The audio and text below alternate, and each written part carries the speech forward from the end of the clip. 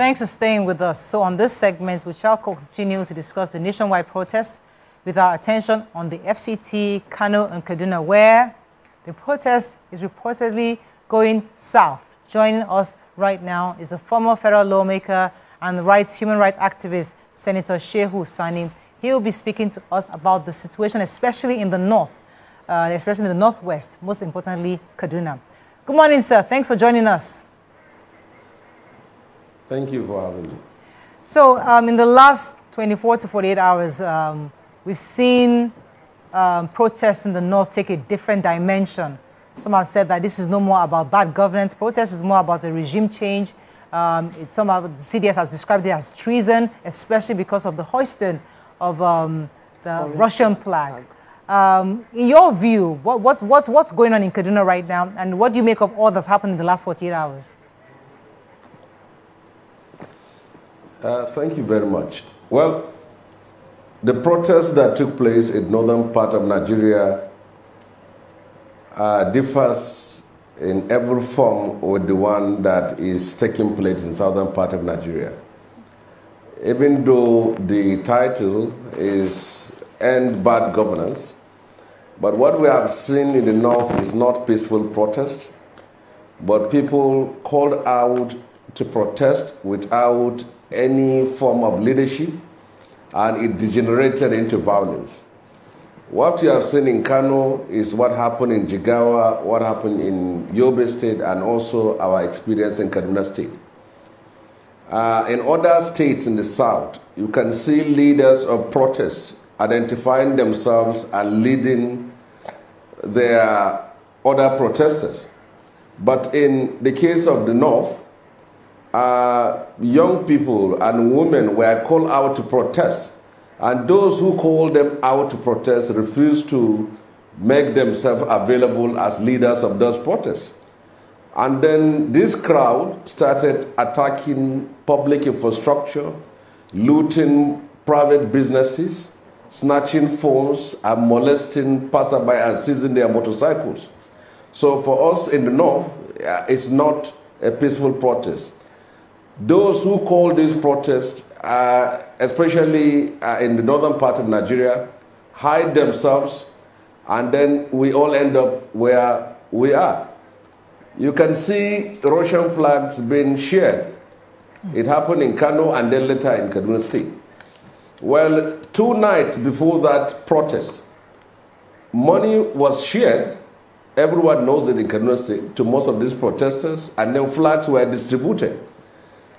I share the belief that people have the right to protest as an activist, and I also believe that those who are protesting against high cost of living are right. And I believe that peaceful protest is a democratic right. And those who are out to protest have the right to do it. And I believe that people should protest peacefully. Yeah. But what we have seen here in our state is simply violence, and this is the result of it. Right. So we saw a police armored tank also hijacked yesterday. Has this become totally overwhelming of our security agencies? Is it totally unabateable, or is there hope of, things improving? I beg your pardon? We saw a police armored tank seized yesterday up north. And, we saw all the protesters, so-called allegedly, on the armored tank. Can we arrest this situation up north right now? Is it something that can be arrested, or is it insurmountable? Well, what you have seen in as the case of the police armored vehicle being seized, I think the police were exercised restraint, because the alternative of stopping the seizure of that armored vehicle is to fire on protesters and kill as many people. But I think the police now took the wisdom of allowing the vehicles to be taken over, and later they took control. But what we have seen yesterday was different from what happened in the first and second day of the protest. And this is what happens when protests are called without leaders making themselves visible. Banks were attacked, government offices were attacked, people themselves who are simply in their houses were also attacked by these protesters. So I think if this continues, the whole essence of the protests and the value of it is lost. Because if it is about high cost of living, if it's about economic hardship, at least you should raise Nigerian flags or symbolically or with creativity raise empty plates and pots. But the Russian flag shows that those who are promoting, encouraging and funding the protests in the north has other ulterior motives, which was simply instigating military coup, anarchy, violence, lawlessness and disorder. This is what we have in north. And one of the reasons why we caution those who call for this protest, especially in the north, is that there should be a leadership that will drive the process. When you have leaders in the forefront of the struggle, they will guide the crowd, telling them that we are moving from point A to point B, and the protest starts from 8 a.m. and ends by 4 p.m. But all these things are not available. They simply unleashed a monster, and now we are bearing the consequences in our state. And the protest was never a peaceful one. Okay, so for me, I sort of really worry. I worry because it seems like the states involved have the political actors seemingly complicit because there isn't a strong enough message to stop the ongoing riots, because it's no longer a protest, it's vandalism, it is riot, it is... when you hold a flag, obviously somebody brought the flag out. So is it that we are having a politically motivated crisis in the north?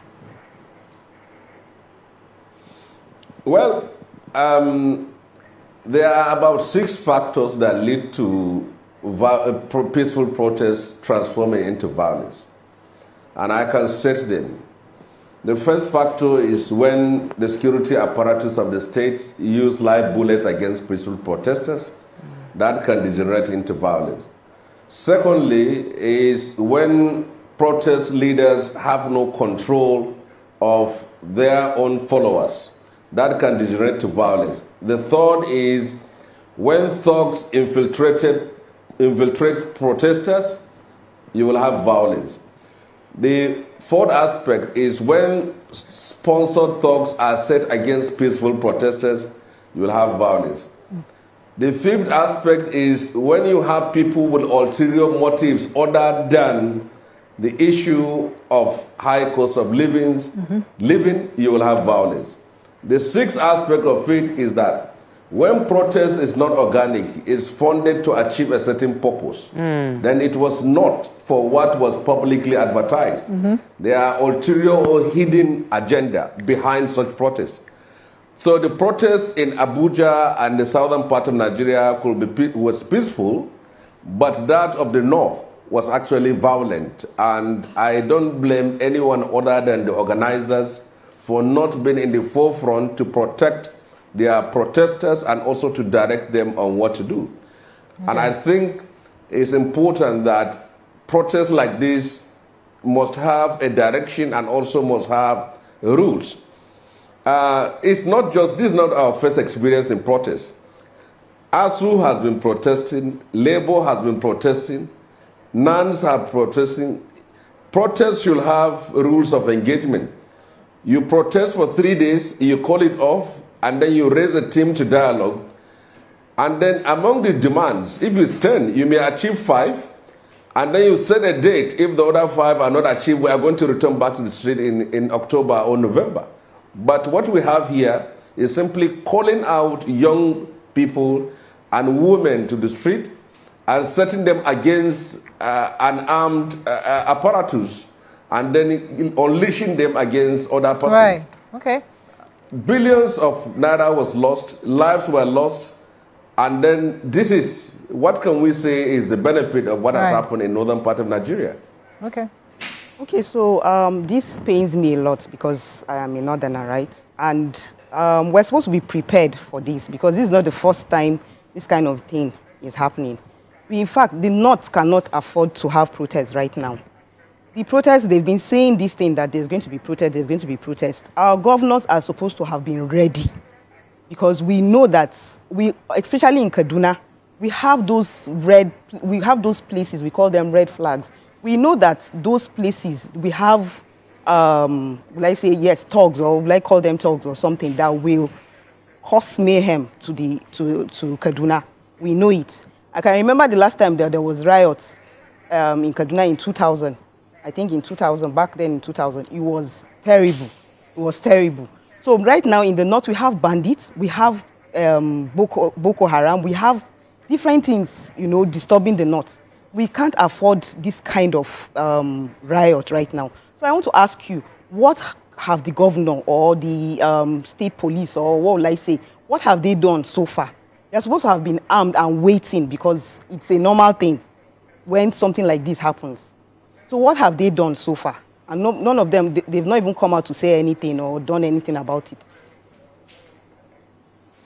Well, first of all, Nigerians have the right to protest. We are a democratic country, and our constitution and the laws of our country guarantees us the right to protest, but to protest peacefully. The responsibility of governors is to make sure that the issues that are raised and that spark of protests are being addressed. And from what we have seen, billions of naira was shared to the governors, and also trucks of rice was shared to the governors. And there could have been a serious engagement with the civil society and the general public before the commencement of the protest.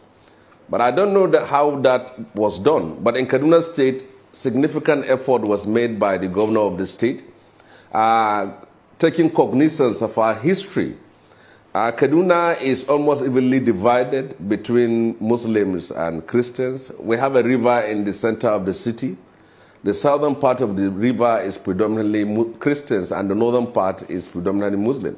But if you look at what the protest that has happened, it's mostly in the northern part of the river, and we thank God for that. Because if there was no intervention and action taken by the governor of the state to reach out to many persons and also communities there, it could have been worse. So for us, at least whatever has happened could have been worse if there was no engagement. So it is the responsibility of people holding political position in the federal government and also those in the states to have averted this protest. But I believe that many of them did their best. Right. But the organizers of the protest were determined, and this was the result that came out of it. All right, let me ask you, as regards the presidency on this, because we've seen how Keir Starmer came out very firmly to say, and emphatically, that they'll be clamping down on the rioters in the UK that happened in the last 24 hours. So far, we have the CDS coming out saying that what the hoisting that flag was treason. But what stand or what role do you think the president himself should take? Should he also come out again to speak, or do you expect more leaders to come out against exactly what was done concerning hoisting that flag? Well, I have had a lot of comments with regards to the flags. But the fact that the protest was about bad governance and the protest was about cost of living, and now you see Russian flags, means that there were ulterior motives behind the issue of cost of living as far as the North is concerned. Russian flags were basically raised in the North. So perhaps it's either that those who organize the protests or who are leading the protests in the North have other intention other than the issue of ending bad governance, or virtually the whole essence of the protest in the North was to instigate a military takeover or anarchy in the country. So the statement from the Chief of Defense Staff and also those from the side of the government on the matter is what is needed now, for them to know that you should raise Nigerian flag. You can be creative in your, but raising erosion flag does not make any sense. People say they want to take back their country, and then they are raising erosion flag.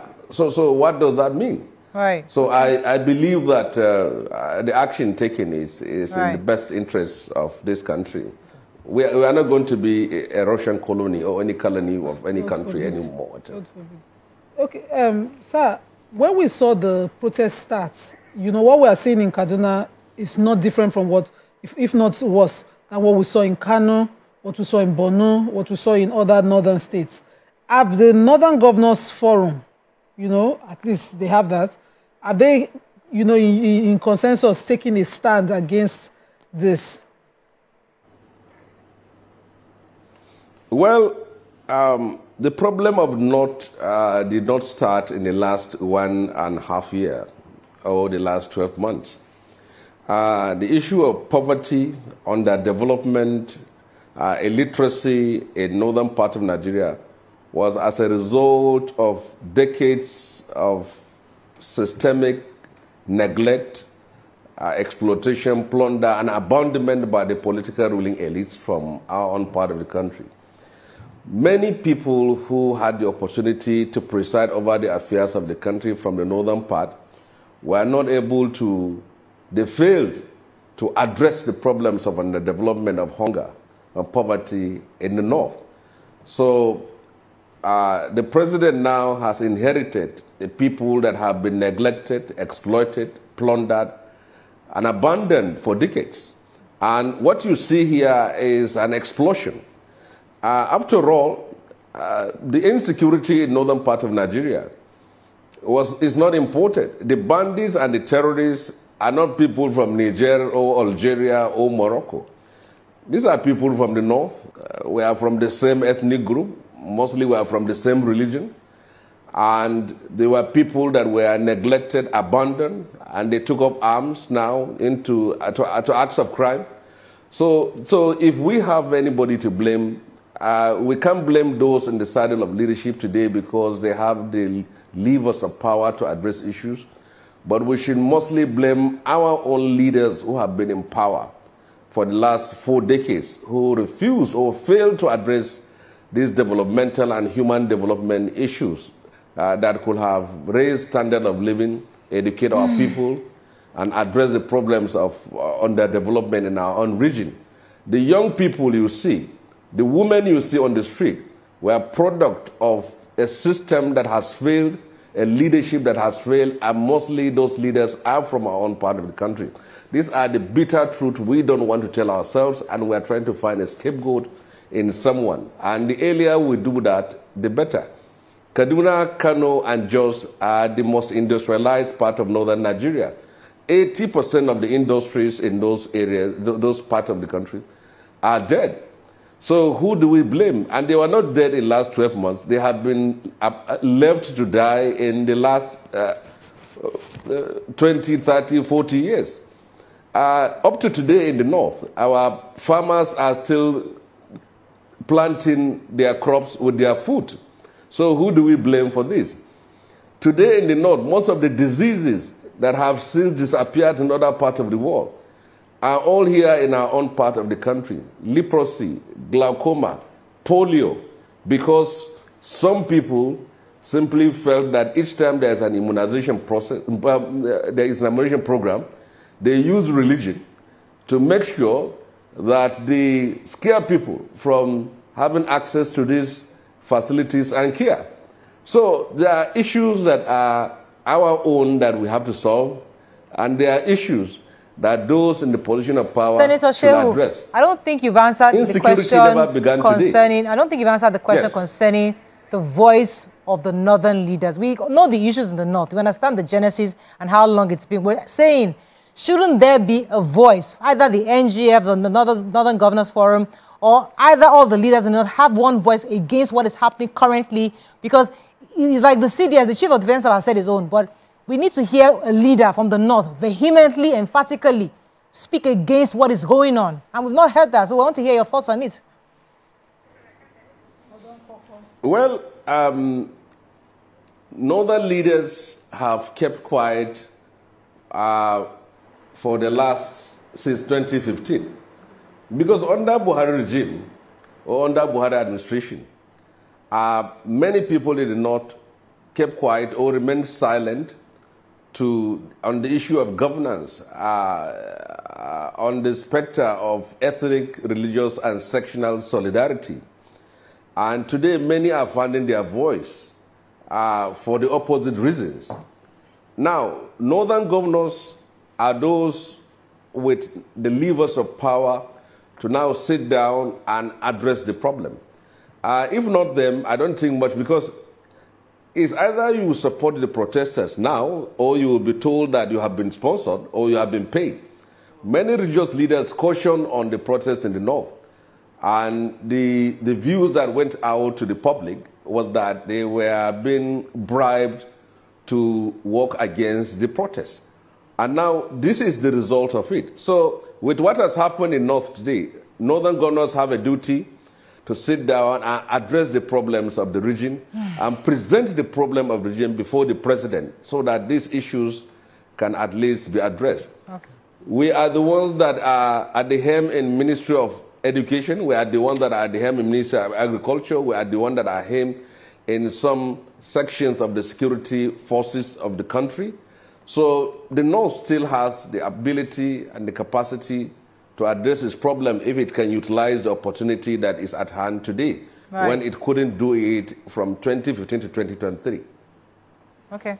Okay, sir. So you and I, we know that right now in the North, we can't afford protests because of what the North has been going through and all. So I want to ask, other than protest or coming out to protest on the streets, how else can we get our governors or local governments or all the other ones, how do we get them to listen to us and do something for us other than protests?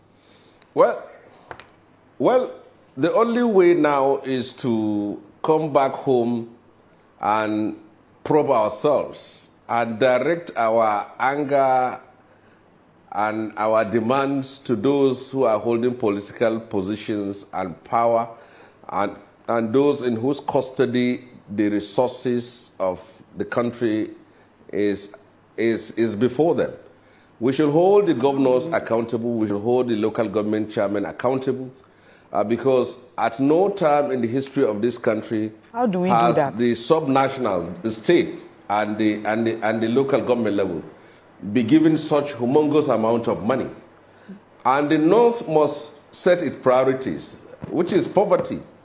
They must invest their money in agriculture, invest in education, so that at least we can get these young people out of the street and into productive activity. The northern governors must sit down and address the problems of poverty and issues of insecurity and developmental issues in northern part of Nigeria. Okay. Now that they have more money than at any other time in the history of our country.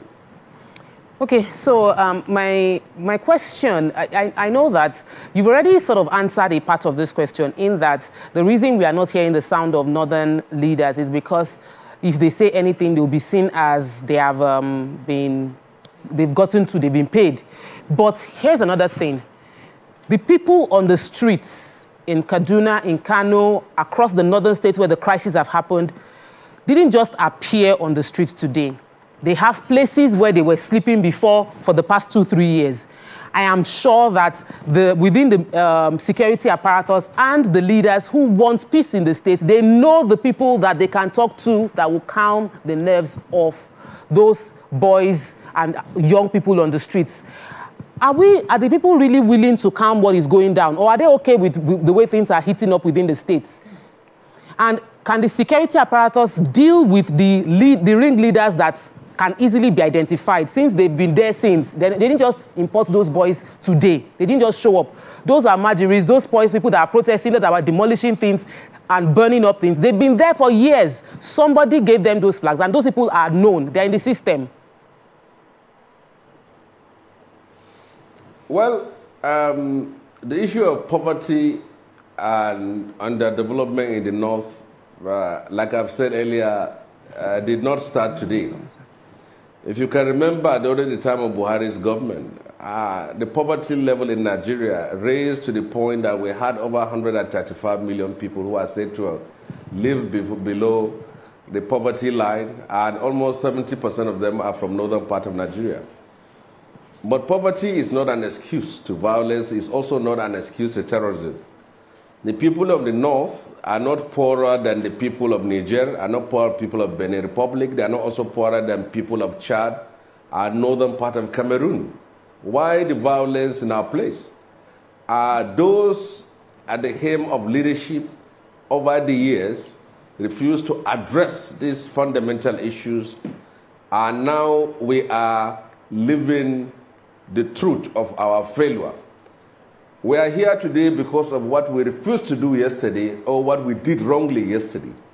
So it is now for us to look forward, and the only way to look forward is that those in charge of the leadership in the north, the governors specifically, because they are the ones, must take this issue very seriously, learn from this violence and attack it not just by sending police against protesters and police against poor people and killing poor people, but address the problems of poverty in the region, and then everyone can live in peace.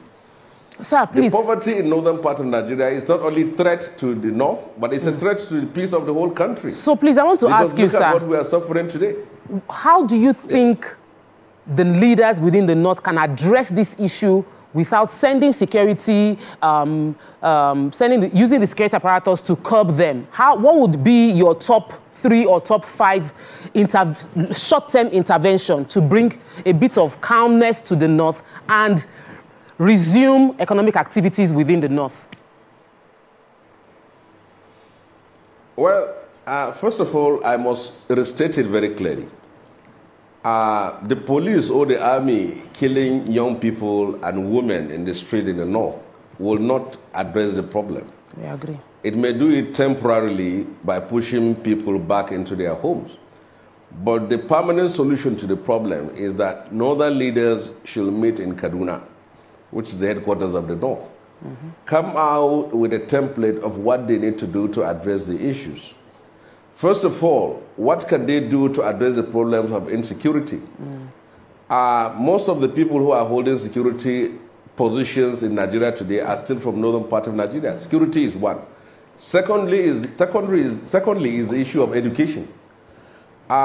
Most public schools in the north have been destroyed over the years, and partly as a result of insecurity or partly as a result of lack of motivation for people to bring their kids to school. Third is the issue of agriculture. The north is the most blessed part of Nigeria. In land mass, we cover about 70%. In population, we all have the numbers. We all have the resources that are natural resources that are all needed to develop the region. So we can't be waiting from manna from heaven. It is us that will address ourselves. And look at what is happening in northern part of Nigeria. Abuja is basically located in the north. But if you look at the businesses, almost 70% of the businesses, private businesses, are people from southern part of Nigeria. So the economy is not just a reason why people are poor, because even if the economy is good, if you don't have a product to sell and you don't have a service to offer, you will still remain a poor man.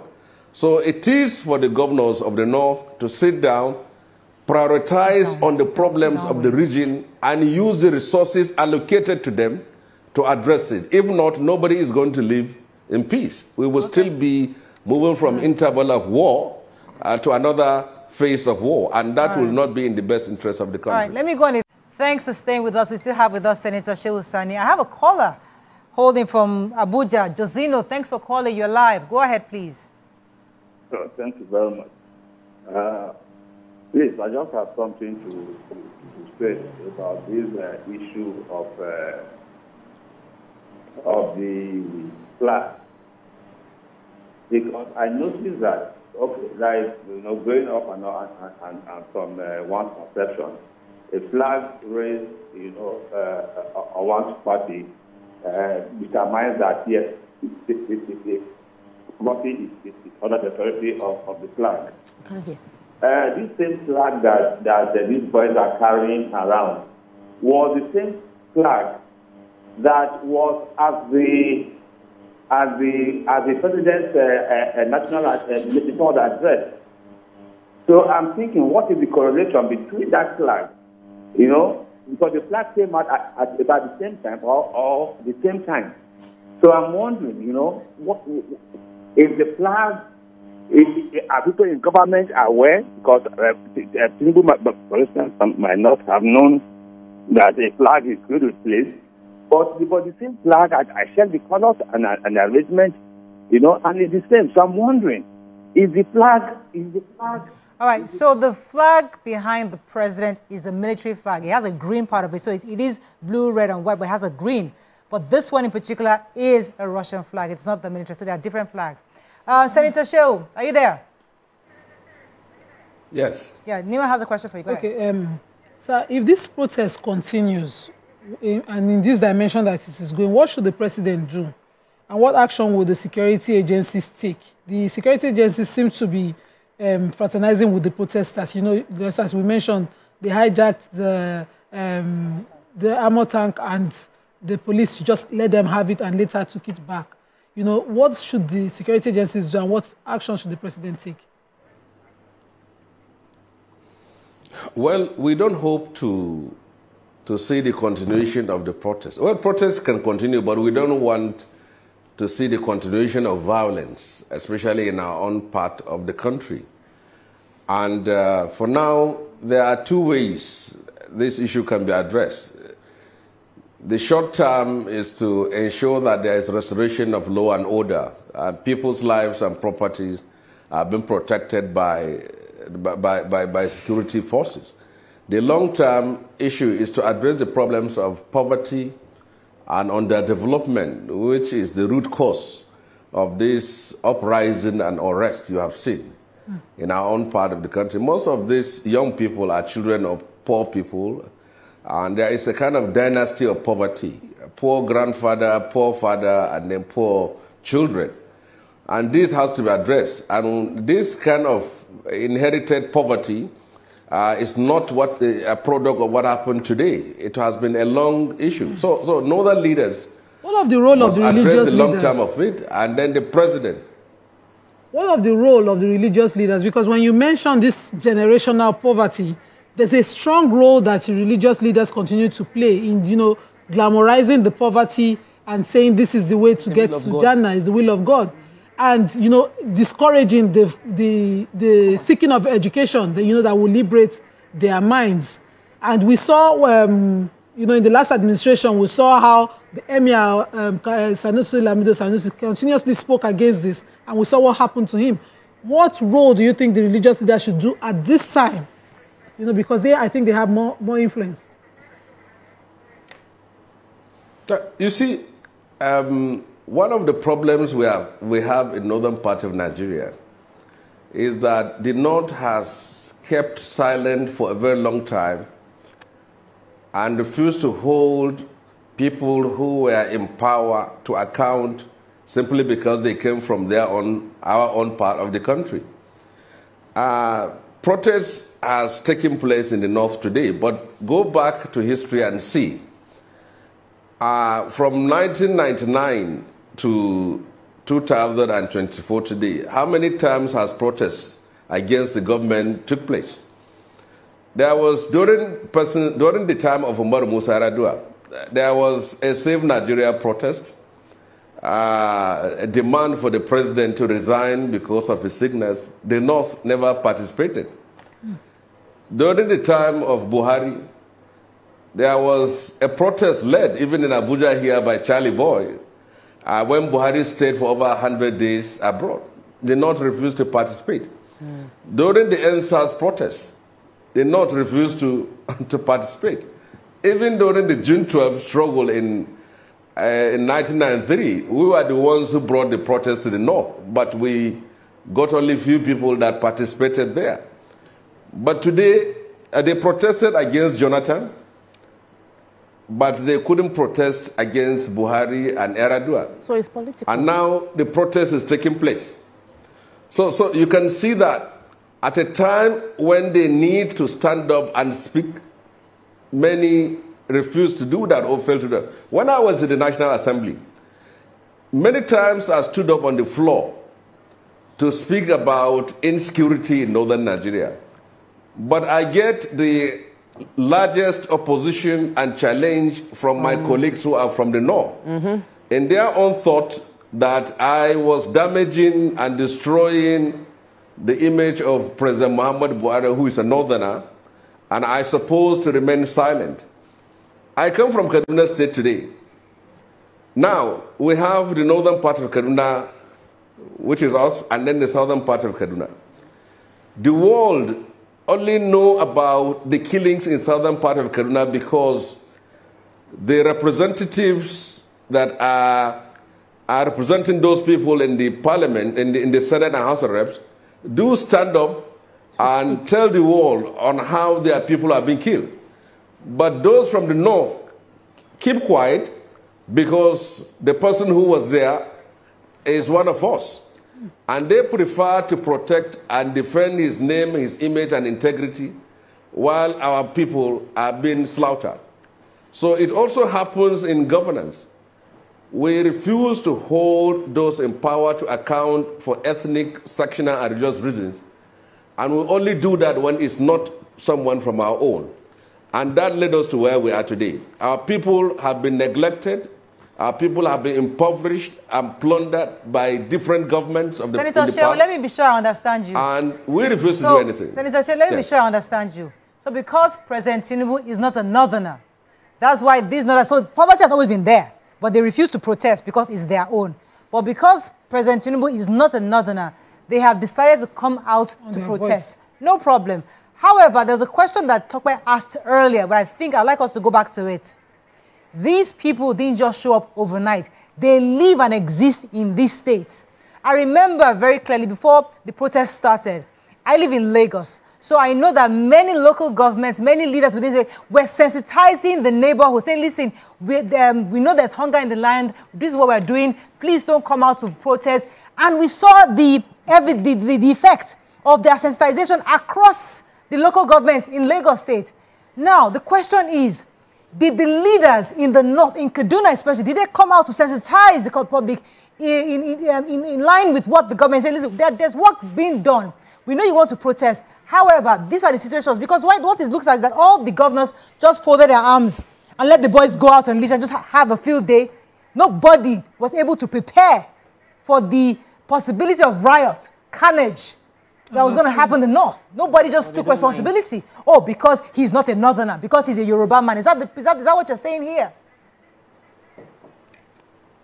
Now, let me get this fact straight. President Ahmed Bola Tinubu is the leader of the country. And every Nigerian has the right to protest against him, even if you are from the north. Northerners voted for him, and they have the right to protest against him. The buck stopped on his table, and he's the leader today. If he addresses the problems of the country, he emerges a hero. If he refuses to address the problem of the country, people have the right to protest. He is a protester. He has a history of protest. So he must respect the right of the people to protest. And he should also address their demands. What I just said was that if this protest that is happening in the north had also happened when other leaders were in power, we couldn't have found ourselves where we are today. But if you are silent yesterday and vocal today, I think you have started late and you shouldn't expect an early result. So what I'm saying is, back to your own issues, monies has been paid to accounts of the state governments, and with the recent Supreme Court ruling, local governments are richer. So people should also hold the governors and the local government chairman to account. And they should be educated to do that. But as of the north, northern governors should sit down and address the problems of the north, particularly the issues of poverty, which is very important. If we don't address the issue of poverty, there is no police, there is no army, there is no force on earth that can extinguish the fire and rage in the hearts of the people. This is my position. Okay, please, can you tell us the measures and how we can hold the governors accountable? What steps? How do you want us to do it? Well, it is generally in the country today, people are more interested in what happens at the federal level than what happens at the federal level. I can tell you that if you go through the net or people in social media, out of every 10 comments you see or 10 posting on X or on Facebook or Instagram, you see it's all 80% of it is about federal government. People don't know much on what is happening in their state assembly. They don't know what their governors are doing. They don't even talk to their own senators and reps. They concentrate on the issue of the president. And it is important that at this time we hold every person in power at all levels to account. I think that is necessary because of the situation we find ourselves today. Thanks for staying with us. Tokwe had a question for the Yes. Senator? So, I understand this might be a tough question, but while we were bantering this morning, Ramatu mentioned she's from Kaduna. She has business in Kaduna, and I'm a customer. She was supposed to supply me last week, and she sent a message that due to the protest and curfew, a goods can't come in from Kaduna to Lagos. Several other businesses, even as much as you would say that a lot of the commercial activity might be owned by Southerners, there are northern businesses who are being affected by the current protest, riots, challenge within the north. And they are wondering when, because I told her she should not worry. In a few days, the oil will come. But now I'm worried about how long we will have to wait for this oil to come and how long she would have to wait if our business would be shut down indefinitely until this is resolved. What would you say to that? How would you advise business owners who are suffering loss now and are trying to calculate when things will get better? Well, first of all, we hope and we pray that the situation calms down and the issues are resolved and that this violence come to an end. But the damage it has done to the north will take many years for it to be addressed. For example, in Kaduna State, there is a man who set up a rice milling farm on the outskirts of Zaria. And this farm, this industry was looted and burnt down. So I wonder who else will think of setting up his businesses in Kaduna and Kano, taking cognizance of what has happened. And sometimes I imagine if Aliko Dangote had established his refinery in Kano or Kaduna, what will have happened in the last few days? So I think all that needs to be done now is to restore law and order and continue to appeal to people to see reason. The North should not be the experimental ground for violence, for anarchy, and for call for military coup. And people who call for protests, if they refuse to lead that protest, nobody should answer or come out and respond to that. That is my own thought. Protest that comes from the North shall be the protest which people of the North shall participate. You cannot sit down somewhere and instigate people to burn their own city, to burn their own town, to burn their own people, to kill their own people, and then you are nowhere to be found.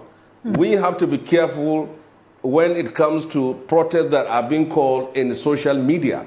We have thousands and millions of people who will exploit that to unleash mayhem. The monster that has been unleashed against our people now need to be tamed in the interest of peace and security, not of the North, but of the whole country. Unfortunately, we have to wrap it up, but I know that Nima had a question here. 2 seconds. So there are northern appointees within the government of the president. The APC chairman himself is a northerner from Kano. What do you think the president should do, seeing that, they themselves have not spoken up? Because when we talk about the, the style of this protest and how the North is silent, there are appointees. What is the NSA? Who is from the North? What is he doing? What are they saying? What stand should the president take as against their silence? Well, it's not, the NSA is not there to speak. He is there to work, to address problems of insecurity, and he is doing his best. I can tell you that in many instances, most of these top leaders of these bandits and terrorists have been decimated. And there are less attacks on our schools. And Kaduna-Abuja road is safer than it used to be. So there are achievements that have been made with the National Security Advisor. As for the chairman of the ruling party, it is left for him, but he needs to speak out. He and other leaders of the North need to converge and address the problems of the region, irrespective of their party affiliation, because we are sitting on a time bomb as far as northern part of Nigeria is concerned. Okay, final question. That's just the only thing I can see. I pray that our people will listen. Will listen to us and at least take this. So I want to ask, what about our celebrities? What are they saying? The likes of them, Ali Nuhu and Su Adamu Zango, the Sauron Sumesa, they have not come out to even help one way or the other as well. I think you should try to invite them. I don't understand. Thank you, Senator Shehu. I was wondering if you had the consultant for the celebrities in us. But thank you so much, sir. We really appreciate you spending your morning with us. We really hope, as you had prayed, and I'm sure your prayer is about hope that peace. That there's peace back in the north. We'll see how today goes, and hopefully things will be peaceful. Thank you very much, sir, for joining us this morning. Thank you.